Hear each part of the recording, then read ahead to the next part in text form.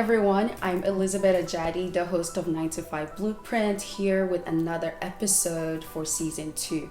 Today we're going to be diving into the topic navigating the early years of your career. This is a topic that was suggested by one of our viewers, and I thought it was one that resonates with a lot of young professionals. You know, you're in the workplace, you're new, you're just graduated, and you're wondering, oh my God, how do I navigate with, my manager? How do I work with my new coworkers and colleagues? How do I network? How do I do all of these things? So, I decided, how do I do this? And the best person I could think about to discuss this is Laura Dunn, who was my very first manager when I, for my very first job right out of college. And I was a very shy person and she can attest to it because trust me, I was never this outspoken. I was just like, never.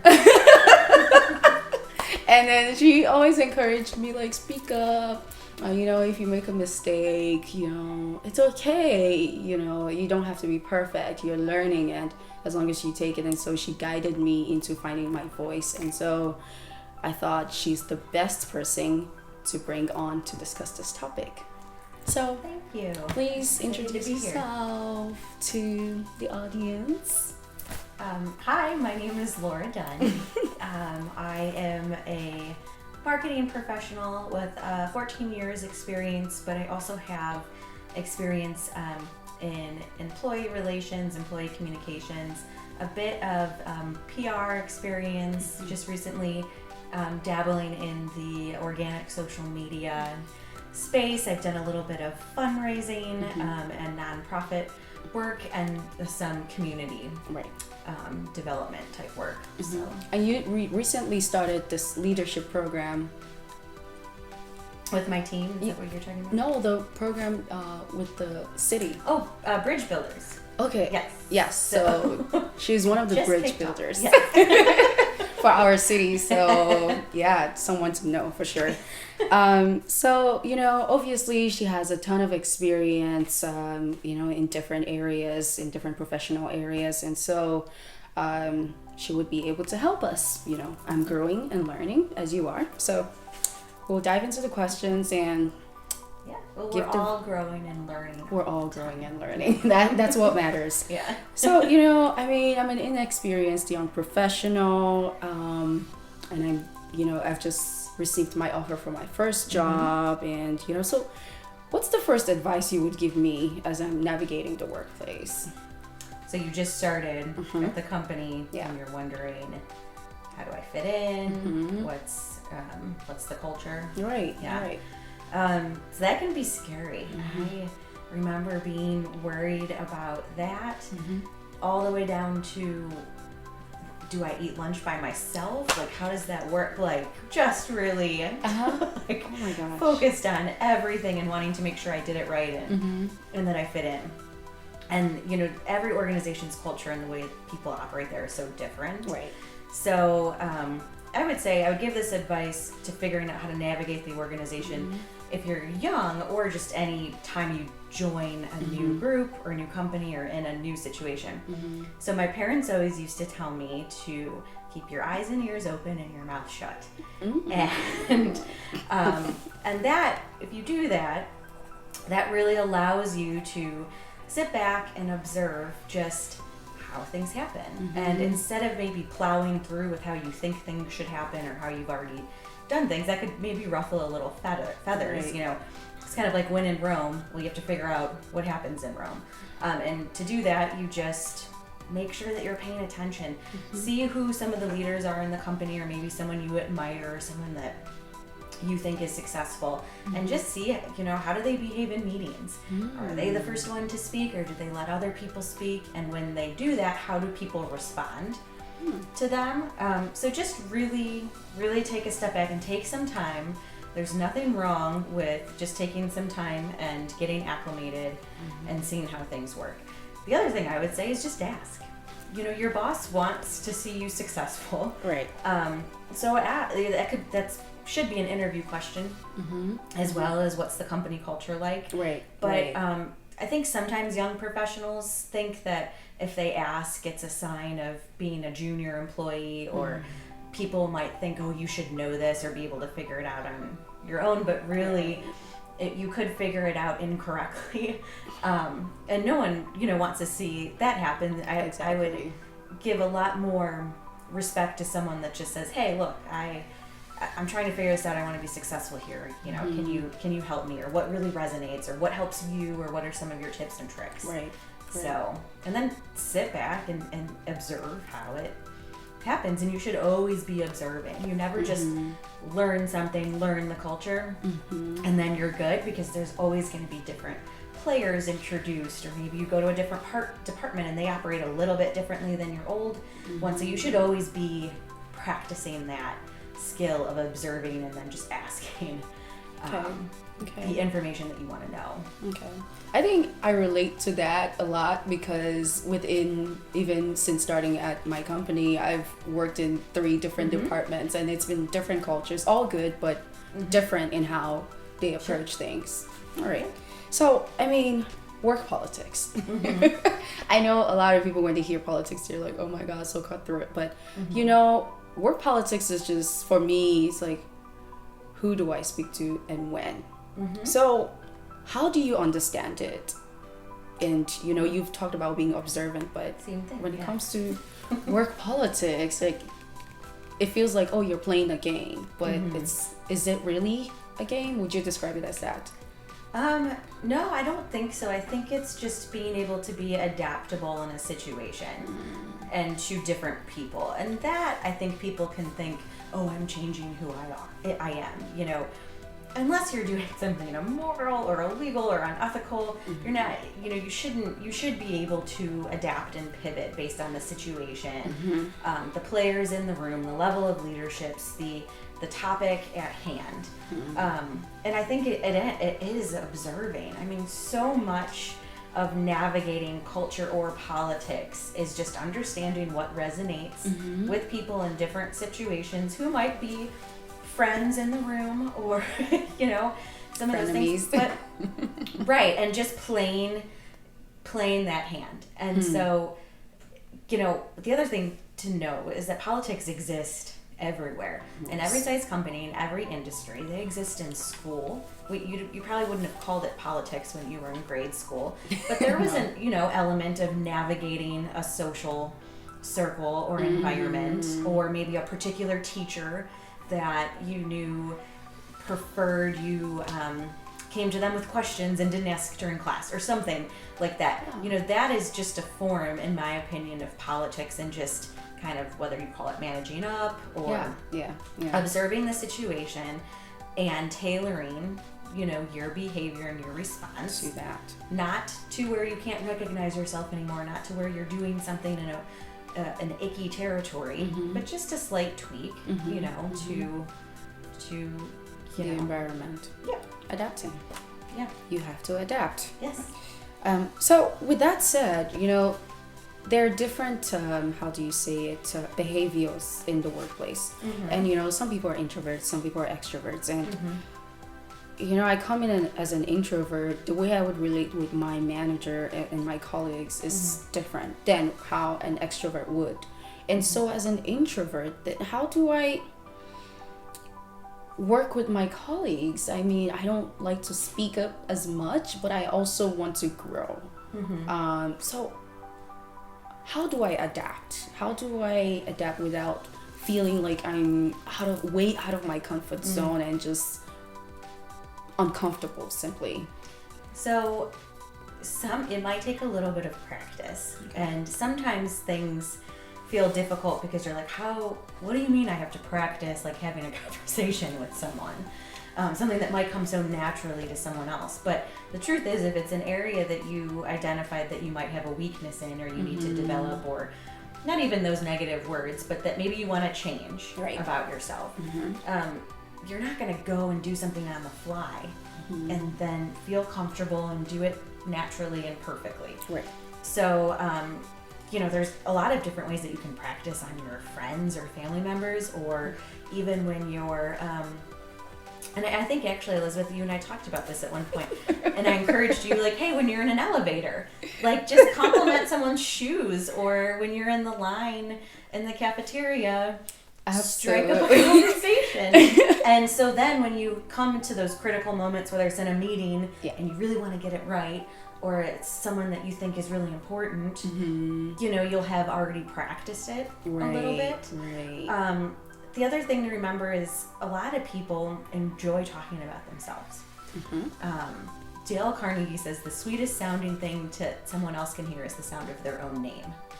And they enjoy, you know, sharing their experiences and talking about themselves. So oftentimes, you just have to ask someone like one question and have a follow-up question prepared, and they're off to the races, you know, sharing what they did over the weekend. Right. Again, being observant, right? So if you're, now we're on Zoom, but before, if you were in someone's office and you noticed a picture or a Cleveland Browns flag or, you know, a drawing by, looked like done by a child, you know, just ask someone about it. It doesn't have to be this like work bond that you form under like work related topics, because personal relationships really do carry you through work. I feel like they make things more efficient, and you're able to get things done. So yeah, I would say practice, you know, when you can, when the stakes are low. And just, you'll see that it's not so scary, and you know, people generally respond when you're friendly. Oh, absolutely. I mean, when you gave me that assignment back then, I remember striking up a conversation with a VP in an elevator. I just said, "Hi, Dr. So. And he looked up from his phone like, who is this person who knows my name? And he's speaking with me in such a familiar way. Put his phone away and says, "Hi, what's your name?" And we had a whole conversation up until we got to his floor. And I was just like, I just had a conversation with Dr. XYZ. And I didn't die. And I did not. I was quaking in my, like, oh my God, I hope his reaction will be this weird girl that was just talking to me in the elevator. But I was like, yeah. But so the next time, you know, it becomes a little bit easier and a little easier. It definitely was. I remember the next time I had a conversation with another person, it was by the printer. Honestly, I felt like a stalker that week. I was just having striking conversations everywhere, but it did make me a little bit more comfortable just striking up a conversation with random people. Yep. And just ask them about themselves. Exactly. So, for the final question, if you had a boss or a manager, whatever term you guys prefer, that you think hinders or suppresses your ability to grow, how do you handle that? That is a tough It question. is. That's why it's the last one. Best for last. So if you have a boss that you feel hinders your ability to grow. So my first response to that was actually going to try and give you like a toolkit. Like, here's the 7 things that you need to do if that happens. But I realized I should take a step back here. I guess my first piece of advice was make sure that that's really is what is happening. So Perception. Sometimes, it's just you might feel as a professional like you're dropping all these hints to your boss. But they're not picking up what you're putting down. Or you might feel that it's your manager's responsibility to proactively develop you. And I agree that it is, but that doesn't always happen. There isn't a manager's toolbox that everyone is going to follow perfectly all the time. So you can't assume that if your development is hindered, it's because it's on purpose and because your boss is keeping you down. So what I would recommend is just to talk to your boss. And don't say, hey, you're hindering my development, but just say, hey, you know what? I really like this industry, or I like your team, or I like the company, whatever. And I want to grow here. And so one way I think I can do that is maybe, you know, can I be put on some stretch projects? Do you think I'm ready to grow? You know, you could end up getting some really valuable feedback. Maybe you think you're ready, maybe your boss doesn't, but you haven't had that conversation. You could say, hey, that project you put Sarah on, hey, do you think I could be on that? So you could get feedback, and then number one, that tells your boss that you want to be developed. Because so often I think your boss is like well, this is Elizabeth's job description. Here's what she's good at, so I'm just going to keep her in this space, and not really think like how else can. And you might be taking that as I'm being held back. Right. So, and you might have to follow up on that conversation a few times. Okay. But after you've had it, it gives you something to refer back to. Okay. Hey, remember when you said you'd put me on those stretch projects? You know, I've noticed I haven't been included in some meetings. You know, where are we at? I would also suggest to tie it back, not just to yourself, but to the company. So, hey, Sarah's on these projects. You know, I think it would be really great if I was trained in that too. And busy season's coming up, so it would make sense. And here's why I think, you know, so you're still getting what you want, but you're tying it back to the goals. Right. Now, if you have those conversations and it's not happening, and then you can really say, okay, perhaps. Okay. My development is being hindered, and there is no gray area. Then I would say you have a couple things that you should do, but I would qualify that with saying these are things you should do anyway. And really, if you do these things all the time, what it allows you to do is when you get in a sticky situation, you don't want to then say, oh, okay, where's my network, where's my mentor, and then you have to start from square one. If you have these things, then it allows you, you're kind of building your war chest. So if you feel like you're not going to grow, then you probably start to, you know, need to look elsewhere. So I'd say get a mentor. Mentor might know your boss if it's in the company. They might have had a similar situation and can give you advice for how to handle it. They might have an opening in their area. Like the possibilities are endless there. 2 is grow your network. Again, mentor and network, you should be doing these things anyway. You know, someone in a different department could have a need for a skill set that you have, and you can help them out on a project, or you start working with them even in a friendly or professional way, and something comes up in their area, they recommend you for the job. You know, like it's obvious building your network how that's going to help you. And then 3, don't think that your development is just dependent on one person. So I think oftentimes you say, my boss isn't developing me, and then you feel like you're handcuffed to that and you can't do anything about it. Like, you need to put yourself back in the driver's seat. So get some new skills. Go to take an online class. Go get your master's. For marketing people, HubSpot Academy offers tons of free certifications. So sharpen your skills, get new skills. You know, again, you're building your war chest. So if your development is hindered, everyone's not passing you by. You're at least guaranteeing that you're still putting, like, again, yourself in the driver's seat, so that one person isn't keeping you back. So education on your own, mentor, grow your network. Perfect. But first, make sure that that's what's happening. Exactly. Because sometimes it's all in our head, and we just need to step back and look at the situation objectively. And what's so obvious to us, everyone's wired so differently, so it might not be obvious, even if you think. You just have to say something point blank. You can't beat around the bush, or, you know, just, hey, I want to be developed. How can I do that? If you don't think I'm ready, what do I need to work on? Exactly. I think so. I mean, the resonating themes that I've heard today is, you know, communicating, observing, listening, keeping your eyes shut. No, keeping your eyes open. Yes. Your ears open and your mouth shut. Keep your eyes open. Keep your eyes for sure. You know, being adaptable, very important. Learning how to pivot, growing your network, practicing communication. You know, be straightforward. Please don't communicate in proverbs or English is good. Plain English. I am looking to grow. Simple. But anyway, such a great session. Really glad. Even I have all my notes, and I'll be sharing with you guys, you know, in little posts. Thank you for joining. Really appreciative of your presence. Tune in, like this post, comment, share it with your friends, and subscribe to the channel. See you next time. Bye. Everyone.